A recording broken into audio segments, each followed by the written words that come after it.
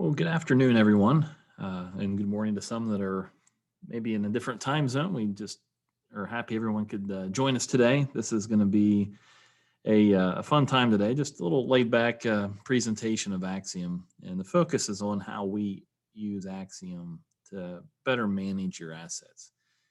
Now, some of you on the call may be newer to Axiom, maybe some more experienced, and that's okay either way. We're going to assume, at least for today, that you have a little Axiom experience. And if you've never had any Axiom experience, no worries. We'll be happy to schedule some time, even one-on-one, in an upcoming time to work with you more closely. But throughout today's webinar, if you have any questions, feel free to use the Q&A option to ask your question. And Dawn Mast, who's one of our senior solutions consultants, will be online to answer your questions. So without further ado, I'm going to go ahead and go through Axiom. So what I have here is a browser session of Axiom, and as you may recall, Axiom is browser based. Now there is always an option that you can download a desktop client of Axiom, and that way if you don't want to have a browser open, you can just launch the thin client from your desktop. But what I want to do is just to kind of dive right into it. I'm going to create a brand new Axiom application, and mine was timed out there, which is a feature of Axiom. I had it set in too long in idle mode. So let me go ahead and sign in, and we'll get started here.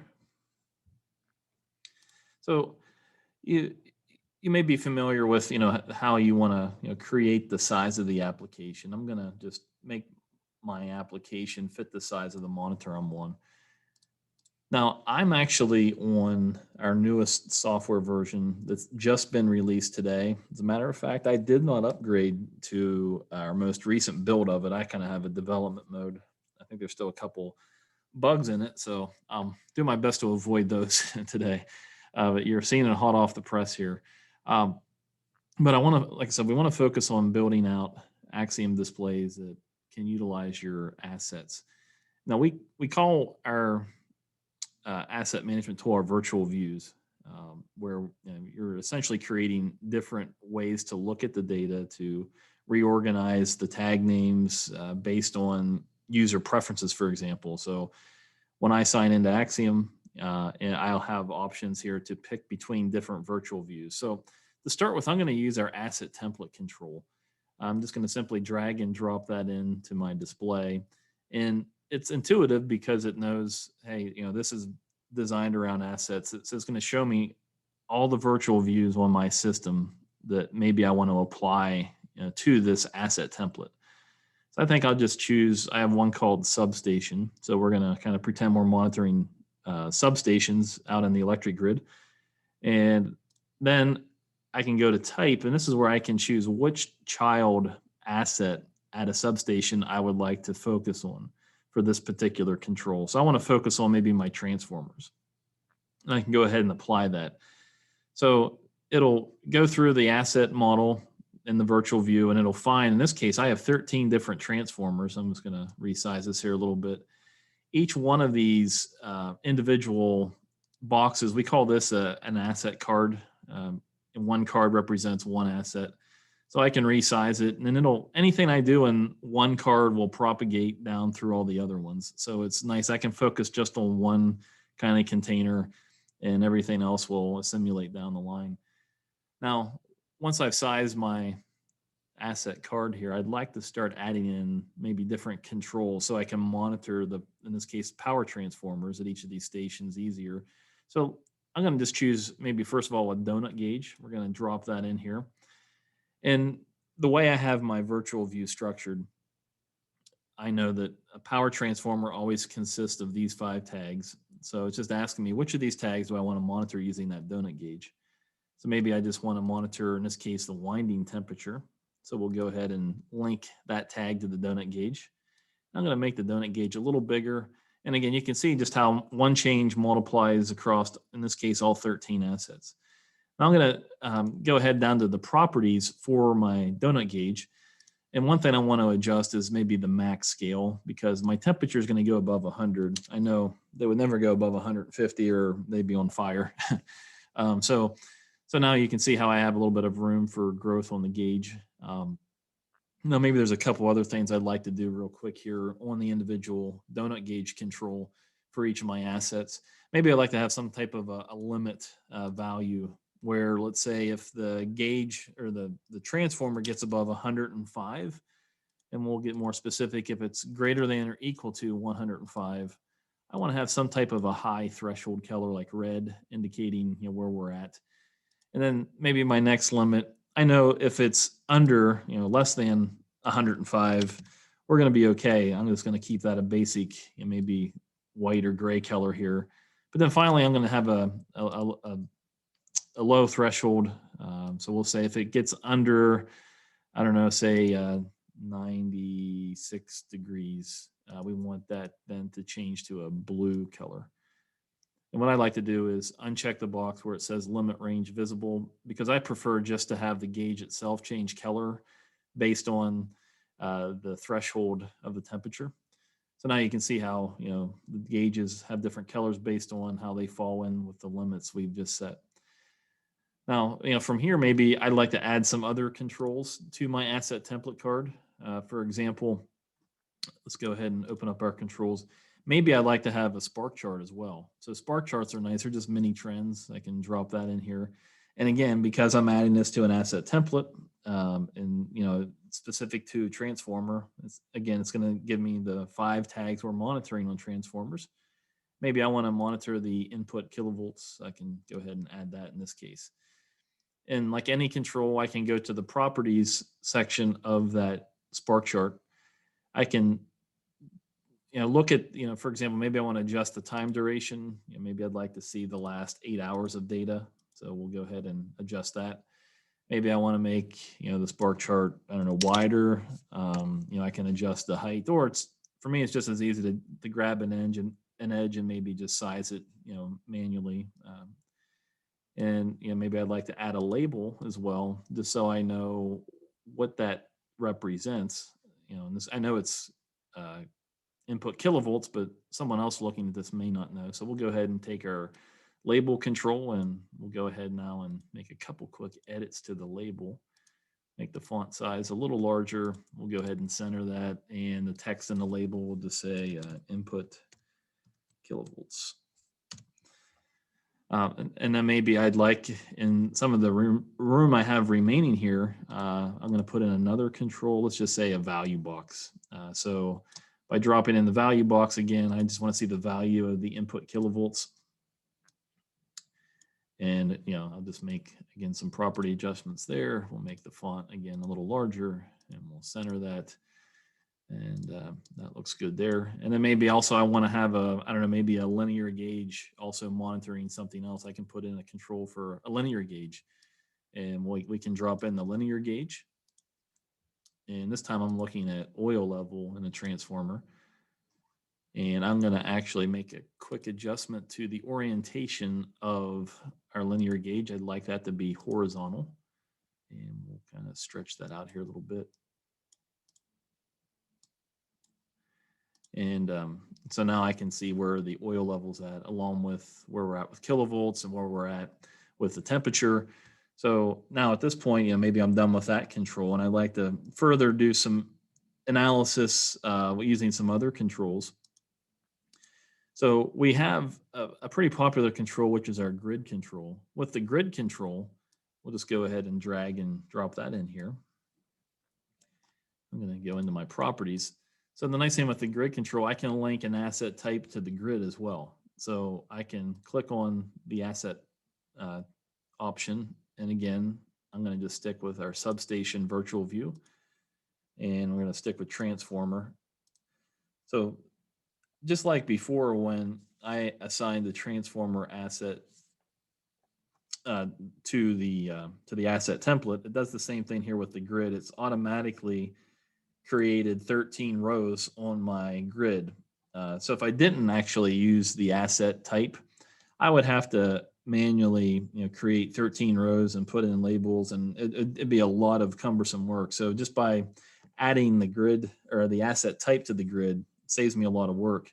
Now I do have some other properties. I could maybe say, hey, my grid, I want to have maybe 5 columns on the grid, and then maybe I want to come in and put headers in the grid. I can do things like that.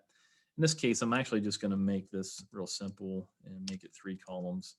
And now what I can do here is go back to my controls, and maybe for my second column, I would like to put in a value box. And again, it's going to ask me, what do I want to monitor? Maybe I want to look, in this case, at the output kilovolts. And then my next column, maybe I just want to do something real simple and just have a spark chart. I just want to monitor the trending as well on the output kilovolts. So it's just simple things like our asset template and our grid control that is very easy to set up, as you can see. It's not taking me long at all. I mean, we're only 10 minutes into today's webinar, and I already have two reports built out on my screen that easily, based on our asset templating. Now, there are some other things with, as you can see, with the grid and the asset template. We have filtering. So, for example, if I come back to my asset template, I could, because keep in mind, I only have 13 transformers, but let's say there's some other type of asset, maybe a pump, and I could have 200 pumps in my facilities that I'm monitoring. So you can imagine, trying to scroll down through a list of 13 is not bad. It's still not easy, to recall, one from the other. So I can put in filtering here. For example, I could say, if I'm working on monitoring temperatures, I can just say, okay, here's my WTI tag, my winding temperature tag, and I want to see all transformers where the temperature of that is greater than 100. So it'll go ahead and search across all my assets, and now you can see there's only 5 on my list now instead of 13, because it's excluding any assets not in that condition. And I could even take it a step further and actually do just a simple sort by, and I could specify that tag. Okay. There we go. And I could put this in maybe descending order. So what that'll do then is it will, filter my list or sort my list where we have the winding temperature. In this case, at Elm Station 1's the hottest, going down my list to the coolest temperature. So again, maybe I didn't want to see all 13 there. I just wanted to see the ones that have the higher temperature at the top. I could easily just sort it by in descending order. Now, if this is the type of sorting that maybe me personally I prefer, I can go back to my properties, and it'll hold that filter in place, and then I can actually tell it how often I want that filter to refresh. So maybe every minute I could say I want that to refresh. So that way, as someone's using this, and I can just take this and put it in live mode by taking it out of the edit mode. And so now I can just leave this running on my screen, and every minute it'll do a quick refresh, and I can see, which transformers are at the top of my list. Same thing as well with the grid. I can filter the same exact way, by doing that. Or I could, maybe again, I have, 500 assets, and I just want to maybe sort by, let's see, which one did I have here? The output kV. Yeah.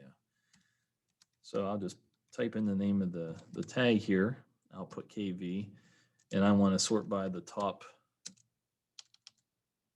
3. And so it will show us the top 3 assets, but doing that type of a top, type of filter option. So there's a lot of ways you can filter these particular reports. Now, maybe I'd like to, take this a step further. Now, if I put this back in edit mode, I can actually create a new screen there's a little plus sign here, so I can add a second screen now. So maybe this particular screen, I would like to have some other type of controls to manage my assets. So we have a panel control here, so I can actually drag and drop a panel in. Now the panels are nice because they kind of subdivide your screen into like a mini screen, so to speak. And the same concept with other other controls, we have properties where we can assign, for example, an asset to the panel. So I can come in here and just to keep it simple, we'll just do substation. And again, I'm going to monitor transformers. Now with the panel, it's more of an individual focused type of control. You can see it'll show all 13 of my transformers, and it's going to say which transformer do I want to default to first. So I'll just pick the very first one here. And now as I add in controls to the panel, so let's just say I want to put in a circular gauge here, and it's going to recognize there's under my branches of my virtual view, there's that actual transformer one, and I'm going to go ahead and just stick with the temperature tag in this case. And we can make that gauge a little bigger. I'm going to put it off to the side here. Now, one thing, I'm just going to put this in live mode just for a second. So I know there's not much to look at here, but I'm looking at that first actual transformer temperature. Now you see I have an asset picker that I can click on. So this is how I can switch that panel, and it'll update all the controls to the next asset that I choose, maybe Maple Station. So it updated the Maple Station. But there's kind of two ways to handle picking assets in a panel. If I put this back in edit mode, so if I go back to my property, so instead of actually for my panel, instead of doing what we call asset picker mode modal, I want to actually do inline. So it gets rid of that. It gets rid of that picker, and it gives me a list of all my assets. And I like to make the actual. Where did it go here? I just lost it. Yeah, helps if I stay on my template. So yeah, so now if I say 150 for the width of that inline picker, then you can see how it gives me more space within the panel.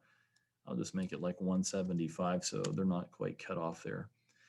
So let me just put in here a couple more controls in this panel. So I'm going to use an asset label, because if you recall, when I did the asset template and the grid, the labeling was all there. In a panel, it's not. So I can just take the asset label and drop it in here. So now we'll actually be able to see which asset we're looking at. In this case, it was Maple Station number 2. And then, from here, maybe I would like to add in some other information into the panel. Maybe I want to put in a symbol. So this is our symbol graphics library. So here, for example, maybe I'd like to actually come into, we'll come in here to power, and we'll pick a transformer since we're monitoring transformers. And maybe I want to make that transformer a little bigger. Maybe this is just more of a visual aid, really. So I just want the transformer to be here, and then I can link a tag to the transformer. Now, again, you got to keep in mind the panel is not as asset oriented as the other two controls in our other screen. So I actually have to be careful here when I go to pick from my branches. So this is my historian machine. These are all the different views that I have available. Now, the top view is just simply the raw historian. This means there's no view associated with that. So if I want to make sure that I associate assets into this panel, I need to pick from my virtual view for substation, for example. And then I know that I want to link it to, maybe Maple Station 1 power transformer temperature.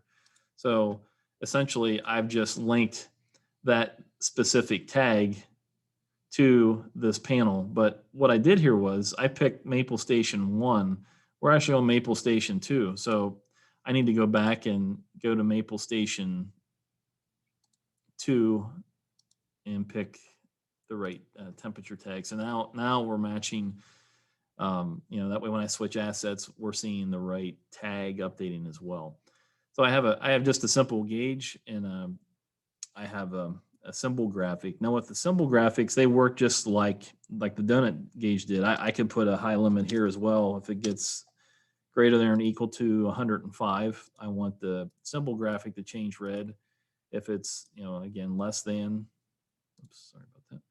If it is less than 105, then we're just going to keep the color just more of a gray. And then if we would happen to get where we're, less than or equal to a lower threshold like 96 degrees, again, same thing. We're just going to make it a blue color, which in this case, it's below that threshold. So it turned blue. And then maybe I'd like to also put in here as well a value box. And maybe I just want to put the value right there, for example. And just have that showing up here right on the transformer maybe. So if I put this in live mode, so now you can see if I go back here to Elm Station 1, everything updates, and we can see that's a higher temperature on that transformer, for example. So there's different tools. So again, going back to screen 1 that we have in Axiom that really help you manage your assets. We have our asset template. We have our grid. Screen 2, I'm just using a panel with an inline type of picker.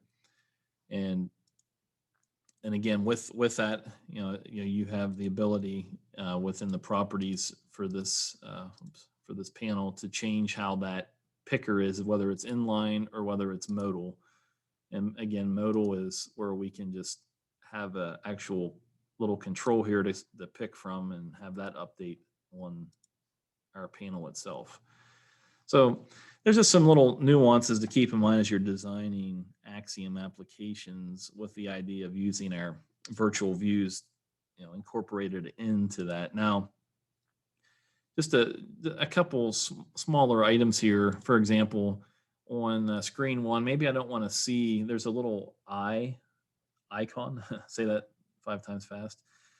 If I click on that, that'll remove screen 1 from view when we're in live mode. And I'll do the same thing here. So if I put this in live mode, you see I can't really switch now between screens. Now, why do I do that? Well, some folks prefer not to have this visible. They don't want their end users really switching screens unless it's something that's necessary. And what they'll do is, like say in screen number 1 here, I can come into my list of controls and I can add a button somewhere, for example. And on the button, I'm just going to actually change the text to say screen 2, for example. Okay, and then what I can do, we have navigation sources. So you can navigate to, I could have a completely different application launch by clicking the button. I could have a trend chart open up by clicking the button. All I'm simply going to do here is I'm going to navigate to the other screen with this icon. So it'll show me all the other screens available, which I only have 2. So I can choose screen number 2. Now, if I'm in live mode and I'm looking at things and I want to go to the next screen, again, I can't do it up here. I got rid of my tabs. I can just click on screen 2. And guess what? There's screen 2 for us. And the same thing here. I could maybe just simply go with the button option as well. And go to properties and navigate to screen number 1. And I'll just change the text to screen 1. So now if I click on screen 1, now I'm going to screen 1. So just some different ideas on how we can navigate between screens without having visible tabs across the top here. So a couple other things, because again, the idea of our little webinar series we're starting here is just some real quick pointers on certain aspects of Canary. I want to just show you, since I mentioned at the very beginning that we just released version 21.2.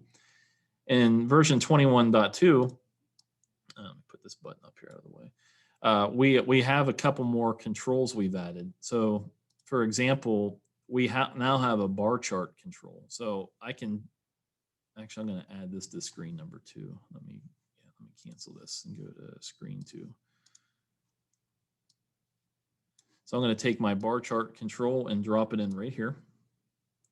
So it's going to ask me to go ahead and start picking some tags that I want to compare using the bar chart control. So I'm going to stick with my substation virtual view here. And maybe I just want to look at Elm, and I want to just compare again my winding temperature tags. I'll just search for the 3 tags in Elm. So these are going to be the 3 tags I'm comparing. So I can see I have a list of the 3 tags now. And this is just a tool where I can, delete or rearrange them. So what I can do from here, though, is I can actually go into my grid control properties, and I'm looking at the 3 tags And by default, it's only showing me a 1 hour duration with 15-minute aggregate intervals. So let me do this first of all. I'm going to just change this from 1 hour and just say 8 hours. Okay. And what I'm going to do here is change the aggregate interval from 15 minutes to 1 hour. So now you can see on the control at 7 a.m., here were the average readings because I'm using a time average. So these are the average readings for that 1 hour interval at 7 a.m. Then we go to 8 a.m. and we can see what the average temperatures were, and 9 and 10, etc. But the great thing about our system is if you're familiar, you can change what type of aggregate we're applying. So I have this little aggregate picker, looks like a little funnel, upside down triangle. I can click on that. So instead of doing a time average, maybe I'm interested in seeing what the range was over those 1 hour intervals. Then I can update that. Now you can see these are the ranges of the data for each of the tags for each of those hour intervals. So you can see how the data looks a little different now. Maybe I've decided, hey, I want to update this. I don't want to include one tag. I want to add another tag. I can always come back and edit the tags I'm looking at. So maybe I don't want to see substation number 3. I can delete that. And now we're just down to comparing 2 different tags, for example.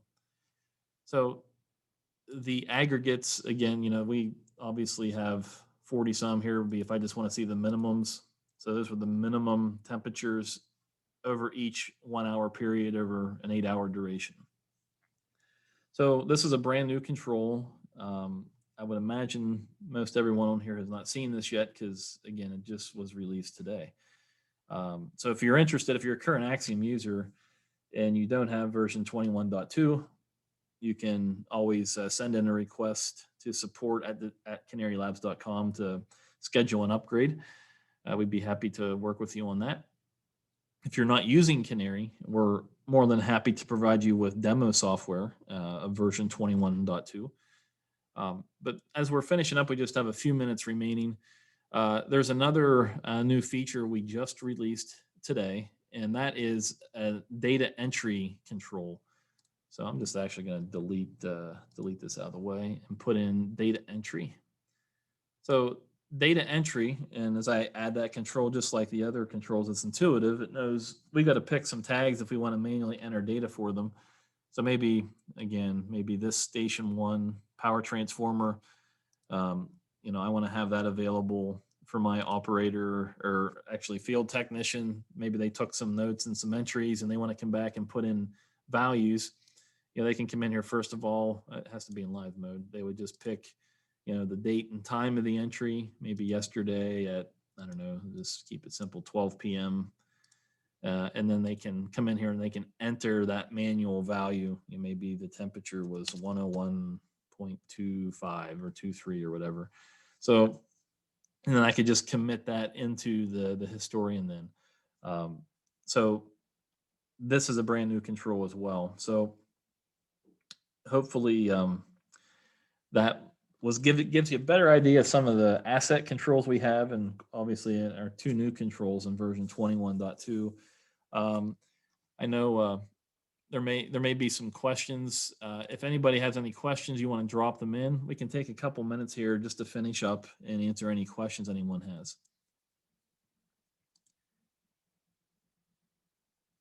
And while we're waiting for questions, something else brand new you may not be aware of. We have just launched our brand new Canary community. This is separate from canarylabs.com. This is a separate site, but this is a new central tool where you can provide us feedback.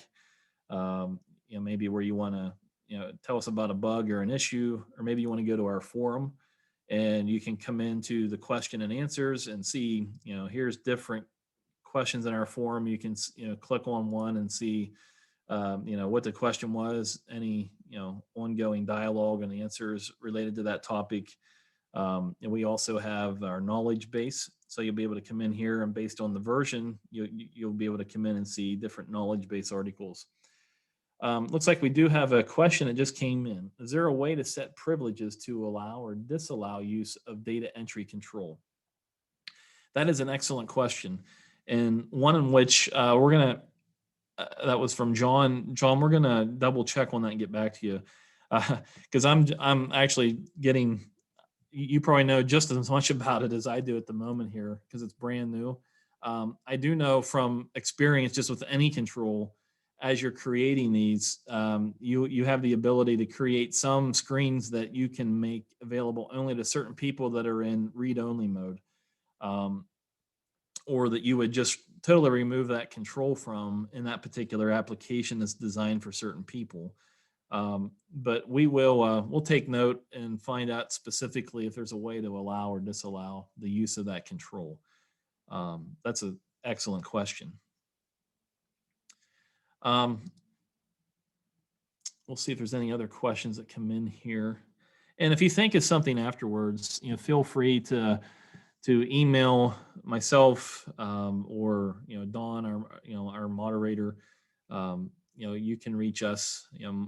My email address is sebersol@canarylabs.com. And actually, I could just put that in the chat here. Put in my email address.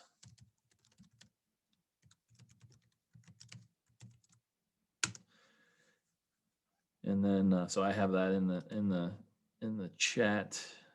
Oops, I don't think I sent that to everybody. Let me try that again. We'll say everyone. There we go. So feel free to shoot me an email. Same as well, if you know Don Mast is another great resource, and he put his email in there for you. So and feel free to give us any feedback as well. We're going to start doing a lot of these just simple 30-minute type of webinars. So if you have any specific topics you'd love to see us do a webinar on, just email us, let us know, and we can make that happen for you. But I appreciate everybody's time. I know we're already at 2:31 in the afternoon Eastern time, so I want to be cognizant of everyone's time. I appreciate everyone for joining, and we'll look forward to talking to you soon. Have a great day, everybody.